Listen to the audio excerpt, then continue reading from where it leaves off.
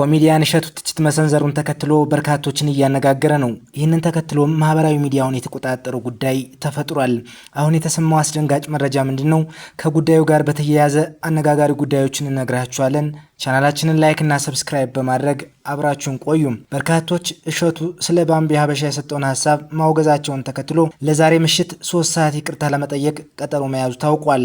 ሆኖም ግን በማህበራዊ ሚዲያ በተለይም በቲክቶክ መድረክ ላይ በምትሰራቸው ስራዎች የምትታወቀው ባምቢ ሀበሻ ሀና ገዳይ ሰሞኑን ከተለያዩ አቅጣጫዎች እያስተናገደች ያለችው ከባድ ትችት፣ ውግዘትና ጣት መቀሰር ወደ አሳሳቢና የስነ ልቦና ቀውስ ውስጥ የከተታት ይመስላል።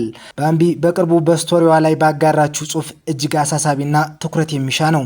በጽሁፏ ላይ ባለጊዜው ደስ ይበለው፣ እኔም በጊዜው ከጌታዬ ጋር መሆን ይሻለኛል፣ እዛ እንዲያውም እህት ወንድሜም ይጠብቁኛል በማለት ተስፋ መቁረጥና ህይወቷን የማጥፋት ሀሳብ እንዳላት የሚያመላክት ከባድ መልእክት አስተላልፋለች። በተጨማሪም ባጋራችው ቪዲዮ ላይ በከፍተኛ ብስጭትና ቁጣ ውስጥ ሆና ለተቾች እያለቀሰች የተስፋ መቁረጥ ምላሽ ሰጣለች። ይህ አካሄዷ የሚያሳየው ከውስጥ እያሳለፈች ያለችውን የጭንቀት ጫናና መረበሽ ምን ያህል ከባድ እንደሆነ ነው። በቅርቡ በተመሳሳይ የማህበራዊ ሚዲያ ጫና ራሷን ያጠፋችው ሌላኛዋን ቲክቶከር ቦኒን አሳዛኝ ክስተት ገና ሳንረሳ ባምቢም ተመሳሳይ መንገድ እንዳትከተል ከፍተኛ ጥንቃቄ ያስፈልጋል። እሷን ብቻ እንደ ኃጢአተኛ በመቁጠርና በማግለል የሚደረግ ጫና በአፋጣኝ ሊቆም ይገባል ሲሉም በርካቶች እየጠየቁ ይገኛሉ። በዙሪያ ያላችሁ ቤተሰቦቿ፣ ጓደኞቿ፣ አብረዋት የሚሰሩና ቅርብ ያላችሁ ሰዎች በአስቸኳይ ከጎኗ እንድትቆሙ በጥብቅ እናሳስባለን ሲሉ የማህበራዊ ሚዲያ አንቂዎች እየገለጹ ይገኛሉ።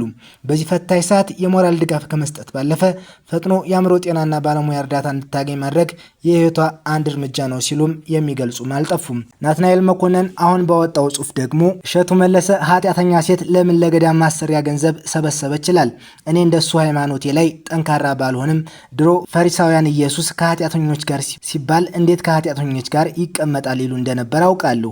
ኢየሱስ ያልተጸየፋቸው የሚጸየፉ ሰዎች በየዘመኑ ይፈጠራሉ።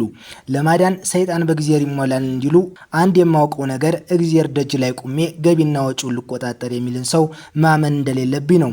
እሸቱ መለሰ አንተ ከኢትዮጵያ አልፈህ ለአሜሪካ ምዕመናን ገዳም ካላሰራው ስትል የነበረው ጽድቅ ሞልቶ ስለፈሰሰ ነበር እንዲህ ይላል። ራስህ በአንደበትህ እኔ ካንቺ በላይ ኃጢአተኛ ነኝ ብለሃል።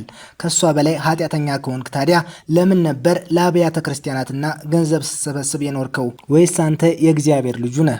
አንተ እኮ ህፃን ልጅን ቴሌቪዥን አላሳይም ብለህ የሌሎች ሰዎች ህፃናት ልጆች በቻናልህ እያቀረብክ አረቂ ትጠጫለሽ አትጠጭም እያልክ የምትጠይቅና ህፃናቱን ሲያድጉ በአንተ ምክንያት የተሰራጩ ቪዲዮዎች በልጆቹ የነገ ህይወት ላይም ምን አይነት ተጽዕኖ እንደሚያመጣ ማሰብ የማትፈልግ ሰው ነህ።